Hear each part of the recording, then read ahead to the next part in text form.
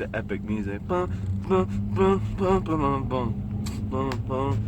In this video, I wanted to talk about something that was really important to my family, and I've never really talked about it in a video before, but it's something that I think would be interesting. It's something I want to share about me. When I was a kid, I had to go to the doctor because there was something wrong with me. I couldn't stop crying, and that thing is called aortic stenosis, and I had to have a surgery when I was 4 weeks old. This is a picture of me as a kid with my dad and my sister. My sister looking over me in the basket, and I was so little, but at the same time, I was so big for this kind of problem. They weren't used to having kids like me in this tiny basket. I mean, just look at me. I look like a giant compared to what they put me in. That's for newborn babies, and I was in one at 4 weeks old. Because I do have aortic stenosis, every single year I have to go to the hospital, and today was one of those days, and I went and everything went okay, but I decided to share that experience with you guys. It is Thursday, October 27th, 2016, and I'm going to the hospital. Cue the epic music.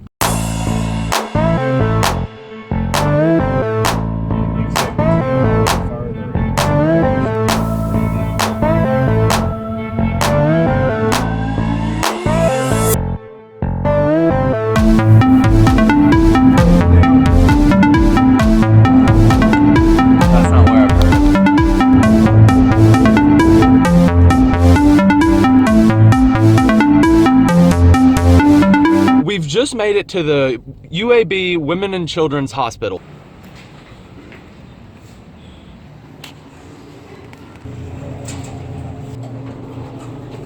We are at the doctor's office and waiting. We're waiting in a line watching Disney's Mickey Mouse Clubhouse.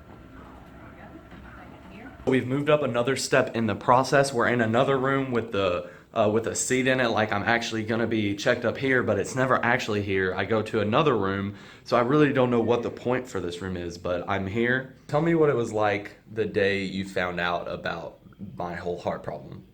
Dr. Sellers took one look at you and knew something was wrong. I think he had suspected it might be because you'd had a heart murmur when you were born. I was at the school hearing chair auditions for the band, and I was about through, and your mother called and said that the doctor was sending us to UAB, to a doctor, to the medical center here. I was either done or I canceled everything, and I went home that afternoon, and we immediately drove to Birmingham. I was explained aortic stenosis this way. The valves in your heart that's supposed to let blood pass by, one of my valves was not opening, it was shut closed, and that was a problem. Blood couldn't get by, and it was causing me to be in a lot of pain, and so they had to take me to the hospital and figure out what was wrong. It was all kind of a whirlwind. We weren't really sure what to think. And I don't remember having any really strong emotions until they really took you back into the surgery room, and that was the toughest time.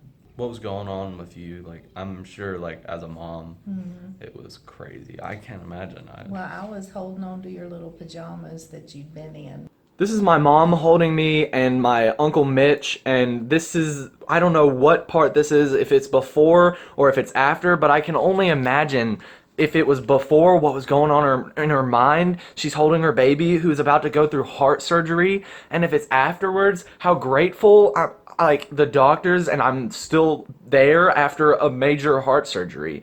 I can't imagine. Well, it was 4 hours, and Long surgery.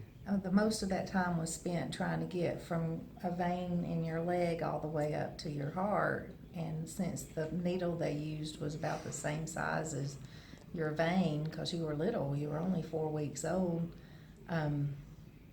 it took time. It took a lot of time to get there. So we just sat in the waiting room and waited with family.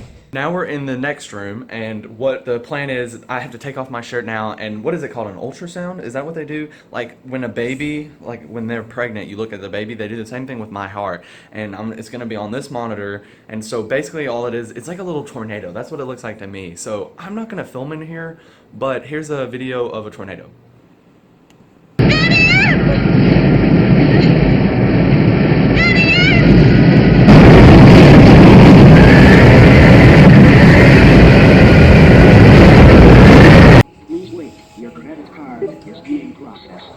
So very, very different time this time. Usually it's just we'll talk and he'll tell us to come back a year later. Literally all we ever do is put the blood pressure thing on my arm and the sonogram. We went to the doctor today and we found out that there was nothing wrong and everything's good for another year at the least.